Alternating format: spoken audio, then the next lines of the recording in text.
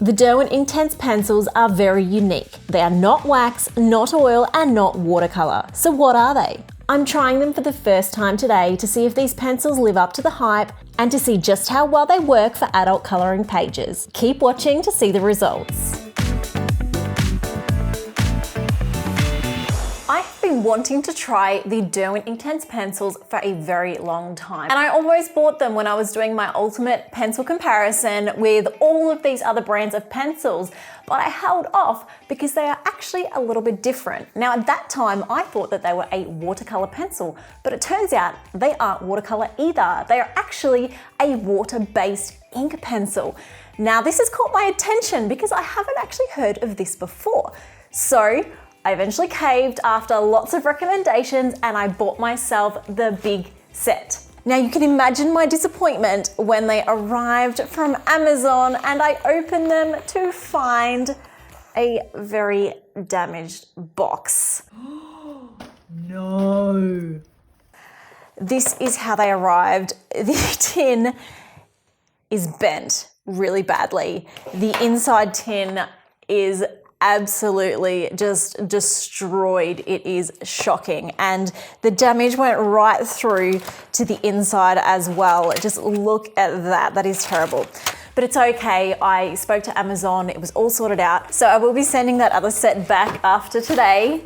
But we have a new set. And what I noticed was a little bit interesting was that the new set is a completely different packaging to the old set. So I'm very happy that they replaced them because this is the new branding and this set is obviously old stock. So it actually turned out for the better, even though it did mean waiting an extra week or maybe 2 weeks. So we're all good and now we can play. So I'm not familiar with watercolor either. So I'm trying these today as a total newbie to this medium completely. I am excited to see the potential of a vibrant ink in a pencil format. I'm excited to see how they can blend, what colors we can create, how they mix together, and how vibrant they really are. So why are the Derwent Inktense pencils different?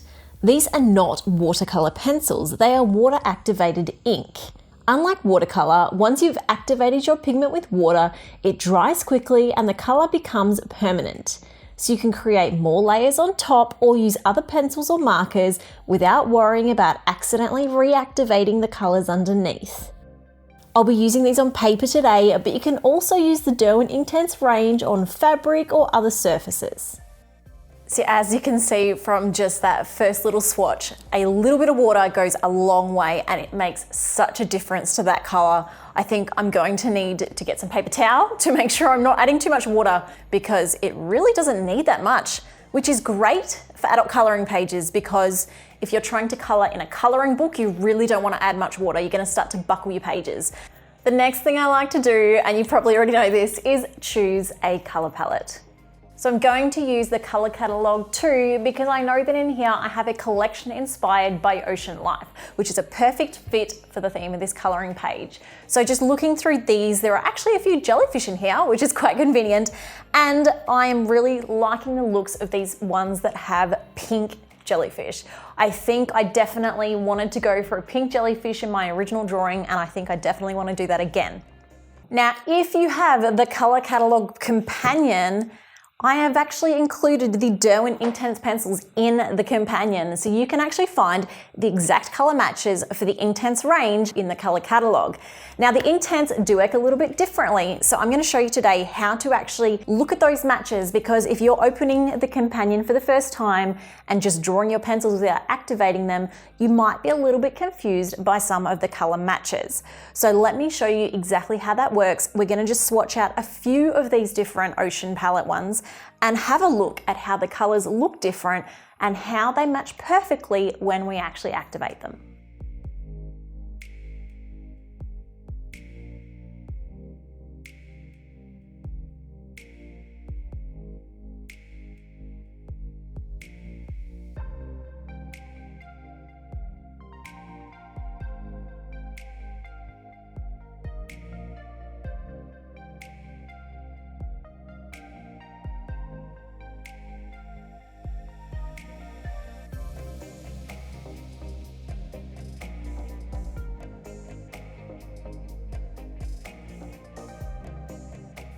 So these final swatches are very similar to the colors that you can see. You will notice sometimes that the colors can vary a little bit and they might look a little bit different to what's on the screen of your iPad or phone, but that's okay. That's just a difference in printing, and we're not looking for like scientific accuracy here. We're just looking for colors that work well together. So if you're using these colors, you can see these make really nice color palettes. If you want to adjust them from there, maybe you are actually wanting something a little bit more blue or a little bit more green, you can then use your original swatches to make your own adjustments from there. The great thing about Inktense is that you could either layer other colors on top, or you could just apply a little bit more or a little bit less of your pencil to darken or lighten a color, or you can just change the colors completely in your color palette. It's really up to you. This is just a starting point to make the job easier. Now, a few little things to point out. You'll notice that this color here is quite a light color. One of the biggest things I see people complain about with the Derwent Inktense is that they are all such dark colors. And in fact, when I swatch them out, it's true, they are all very dark. But what's interesting is this is actually the darkest, one of the darkest pencils. You can see here, 2020 is actually a very, very dark color, and yet we have produced this really light color. This is where I pointed out that it's really important to do your swatch here so that you can see the pencil you're working with rather than just blindly applying it to your page. Do the swatch first, even keep a scrap piece of paper to test them out before coloring your page so that you don't color a really hard dark brown expecting to get this light creamy tan color. That's an important thing to remember. But by doing this swatch here, and as you saw when I did this process, I kind of just pulled the color out lightly, you can then see exactly what colors you are working with and how much water and how much pencil you need to get the colors from the color catalog. You might also notice a few of these colors have a little star next to them. Now, this is the same for any of the color catalog companions that you buy. What this means is that when I've been trying to match the colors, I haven't found what I consider to be a perfect match for this color. So instead, I've either found the closest hue or I've found what I think is a better color match for this particular combination that I think still represents the overall color scheme well. From there, you can either take the color that I've recommended. So in this case, it's actually a little bit pinker than, it's got a bit more blue or a bit more purple to it than this sort of reddier pink in the example. So you could either just take this palette and go with it, or if you want to take these two colors that I have put the asterisks next to and have a look at your swatches, you might say, well, actually, I think I'll choose one of these other reds because I would like to pull it more towards the red, and you can make your own change there. So that's really up to you. I have put a recommendation in there, but in case you're wondering what that little star means, the asterisk means it's not going to be a perfect match. And if you see two numbers that are the same, that is not a mistake. That is because we can get such variety from these pencils. So as you can see here, our 1200 and our 1200 have actually produced what looks like two different colors. That's because even though these are two different colors, they are the same hue. So this is actually a really good little practice here in color theory, because from one color that is one hue, we can get a whole bunch of different values just by changing how much of the pencil we apply and how much water we apply. This is a great medium to learn your color theory and to practice mixing, to practice just all different things with your art. I actually think this is going to be a lot of fun, and I'm really excited to get started. But before we do, there is one last thing I like to do in preparing for coloring a page. This is an optional thing, and I don't always do it, but that is to find a reference image. If I'm going for something where I really want to bump up my quality and add a little bit of a realistic look, I like to find images that I can look at to copy certain details, to add certain effects, and to copy certain textures. So in this case, because we are looking at jellyfish, it helps to have some other pictures of jellyfish to see what colors are common, to see what kind of textures are common. And in my case, I really want to try and get these jellyfish to glow a little. I also would like to get some reference images for my water just to make sure it actually looks like water and not just like a blue background. Fortunately, with the color catalog, as much as we can use this for color palettes, it's actually also full of images, so it's the perfect combination because we can use these as reference images as well. So already here, the color palette that I'm using has a jellyfish on it. If I look in my nature category, I've also got some different water images that I can use as references for my water. There is a lot of inspiration here, not just in the colors, but in the reference images as well. And the bonus is, once you've found the reference image, you've got the colors there. So, a little pro tip. Like I said before, the color catalog is intended to be that base idea. It is not to set up rules or restrictions or anything like that. You don't have to only use that color palette. It's just a starting place to take away that, what do you call it when your brain's blocked? Like my brain's blocked right now. To take away that mental block that I'm experiencing right now, trying to think of another word for mental block. To take away that creative block, to take away the creative block that so many of us experience when we first sit down to color in a page. Enough talk, let's start coloring and see how we go. And I will talk you through this process and we will experiment as we go. We'll have fun. First time, fingers crossed.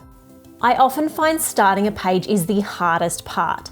Just like an artist can get stuck with a blank canvas, even coloring can create a sense of creative block and intimidation when you're ready to start coloring. My advice is just pick a small area, any area, and focus on one thing at a time. If you're not feeling confident, pick something in the background or something small, because once you start, you'll find your flow and the rest will be much easier. From the small testing I've done with the Inktense, I don't think I need to be as detailed as I normally would be, so I'm not coloring close to the lines and I'm just doing a medium pressure layer here. This is making this quite quick to color, and hopefully the ink will spread to fill these areas when I activate it with water with my brush shortly. I'm using 2 different pinks here to create a slight gradient, so let's see how that goes. And already, even with just a light layer of pencil, these colors are coming up so bright. Wow. Yep, I'm enjoying these. My first impression of the Derwent Inktense is that they look and feel like a quality pencil. They have a thick core and a round barrel, so they are nice to hold and easy to draw with. The core seems to be quite smooth, and you won't need to press hard to get the bold colors once you've activated them with water. They actually work quite well without water too, but where's the fun in that, right? Since I'm happy with how this has turned out, I'm going to repeat the same on the smaller jellyfish as well before moving on to our next area. Being my first time with this, I'm experimenting a lot as I go, and if you're doing the same, I recommend keeping some scrap paper next to you. When you're ready to apply a new color or a new texture, test it out first. That way you can make sure it works how you expect before you do it on your actual page. If you're wanting to mix colors, try a few different techniques to see which works for you. Mixing the colors by layering the pencils before activating with water produces a very different result to activating each color layer separately.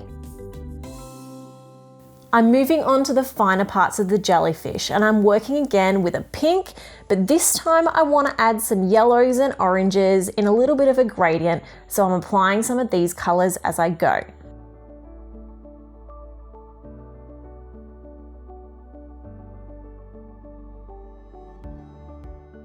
There are so many different ways you can use these pencils, so I wanted to try a different technique for the background. So I've scribbled on some tracing paper and I'm using it like a paint palette. It's actually working quite well, except that I can only activate a small amount of ink at a time because it does dry out. Derwent also have a range of other Inktense products that offer more possibilities. They also sell Inktense blocks in the same color range as the pencils, Inktense pans, and even some special Inktense paper to get the most out of the Inktense range. The Inktense blocks allow you to cover much larger areas, mix bigger amounts of ink into a paint pan, or even create a powder that you can mix into a paint in a small spray bottle or a paint pen to create some really interesting effects. So they would probably be a better option for a large background like this if I had them. And after using these pencils, the Derwent Inktense blocks are definitely on my wish list. In hindsight, I should have done the background first, just to make this a bit easier in staying within the lines. But it's okay, an extra layer on our jellyfish should cover some of these mistakes. Using the ink like this actually reminds me a bit of drawing with an alcohol marker, like a Copic. I'm finding it a bit hard to blend and keep the layering even because it dries quite quickly, but I'll be adding some more layers, so I'll just keep working on that. As with everything, I think more practice and learning different techniques is the key here. It's definitely not the fault of the Inktense. This just comes down to my personal lack of experience with these pencils and my lack of experience in using a brush in general. But it's okay, I do have a backup plan if I can't smooth this out. So if we get stuck, I'll share with you one of my go-to fixes for hiding mistakes in my coloring pages later in this video. So I have filled the page, but Shane just said to me, "Oh great, you're almost finished." Pointed out, no, I'm actually not, because I want to build up some layers here.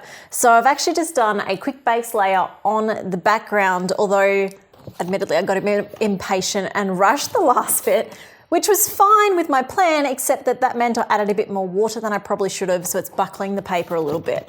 Not too worried, we can flatten that out when we're done, but I thought it was worth noting, I have not had to sharpen this pencil once, and I have filled the entire background with that. Now, any other pencil to fill this kind of space would probably take up a third of the pencil. So that is a really cool thing about these pencils, is you get a lot of color for your money, because I haven't sharpened that since it was bought new in the case. There it is against a brand new pencil. So you're gonna get a lot of color out of these pencils, especially when you dilute them with the water. So part of my plan with this background is to keep layering and just to darken everything. I also want to bring in some variety of colors instead of going for a solid color. So I will add some blues, some greens, and try to keep the areas lighter around the bubbles here. I'm also leaving the areas behind the jellyfish lighter because this will help to make the jellyfish look like they glow against the dark background. I'm changing methods again, and I've gone in directly with the pencils on the page this time. I really want to darken this whole thing now. I'm getting impatient and I'm not totally happy with how this background is looking. So let's hope I don't completely ruin this whole thing at this point. I have added a lot of pencils, some green, some blue, and I have no idea what it's going to happen when I start applying the water again. So fingers crossed that I haven't really stuffed things up at this point.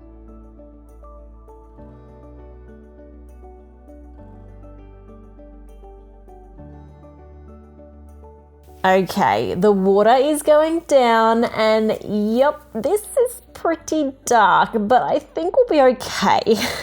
One thing I'm learning here is the importance of going slowly, working in small sections, and always activating the lightest areas first. It's so easy to accidentally drag the darker color into a lighter area, or to accidentally blend one color into the wrong area. So remember to keep cleaning your brush regularly if you're working in an area with multiple colors like this. Every time I start to rush or I get a bit impatient, I mess things up. So patience is key.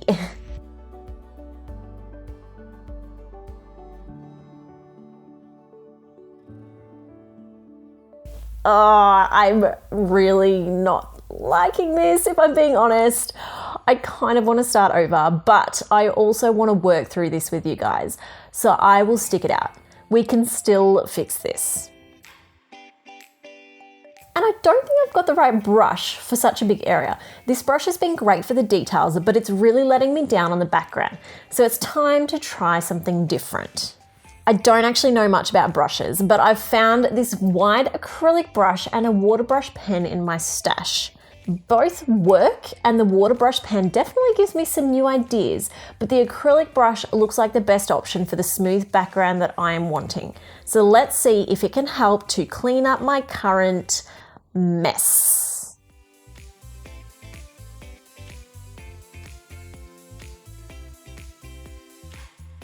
So I'm not really doing these pencils justice at this point, but I'm confident that we can turn this around. You'll be amazed at how much art evolves from trying to fix and cover up mistakes. Sometimes it's our mistakes that challenge us to find new ways to do things and force us to think outside the box, which can unlock new ways to be creative that we would never have discovered if we just gave up when things didn't go to plan. This is the difference between me showing you a product I'm using for the first time compared to only showing you the end result. And this way, you get to learn with me and learn from my mistakes so that you don't have to make them for yourself. As I said earlier, there are a lot of different techniques we can try here, so let's try something a little different again. I've grabbed a cheap hard brush and wet my pencil, then just tried to get some of the ink from the pencil onto the brush so I can flick it onto the paper where I plan to draw some of my bubbles later. At this point, I am so much happier with how this is looking than I was earlier. As I finish up my jellyfish and fix up those areas we covered with the background, please take a moment to like this video below and subscribe to my channel if you haven't already. I've also created a written review of these pencils on my website, where I've got more information about the color range, the available sets, the pricing, and some extra tips for you. Check it out by clicking the I at the top of your screen now or visiting the link in the description below.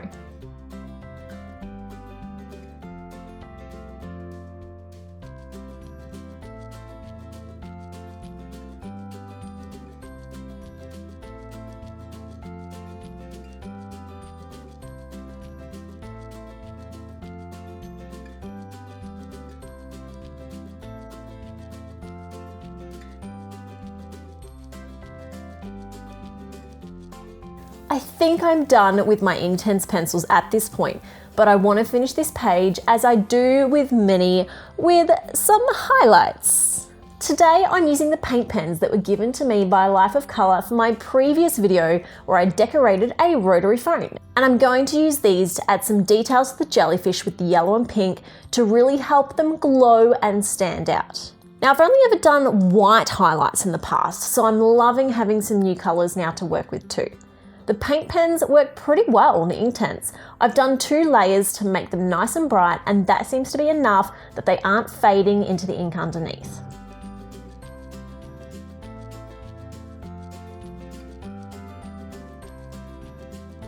Now I want to draw some bubbles too, but there are a lot of different ways to draw bubbles. So I've put out some practice paper to try some different styles, and I'll choose my favorite to go on the final page.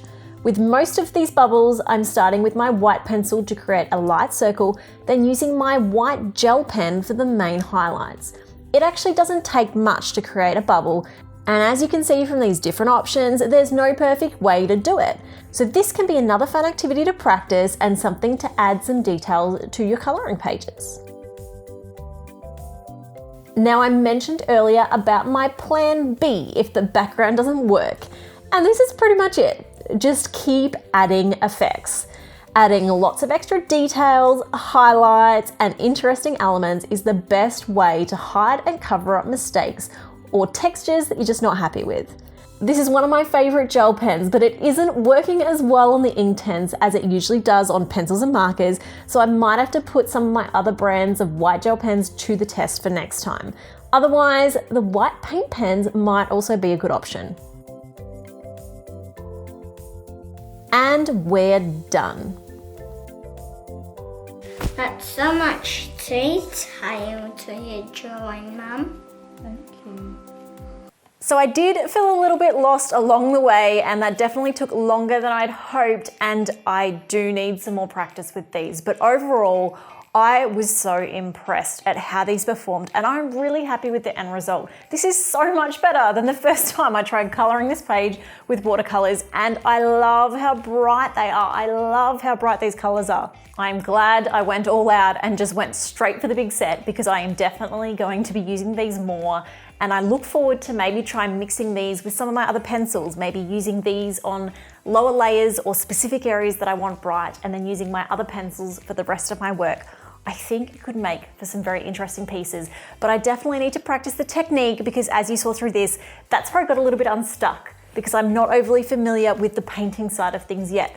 But as I've said, it is fun to explore new things, and what better way to try than to just sit down and start coloring. I hope you found this video helpful. I've also got a blog post that I will pop in the description below, where you can find all of the links to the resources that I've used in this video today, to the coloring page, along with plenty of other coloring pages that you can try these out on, or to the color companion and the color catalog, and I'll link to the Inktense themselves. Now, they do have those other products that we talked about earlier as well. If this set maybe isn't for you, you, or maybe you're a bit of a beginner and this looks intimidating, there are so many other pencil brands that you can check out as well. And I have reviewed all of them in this video right here.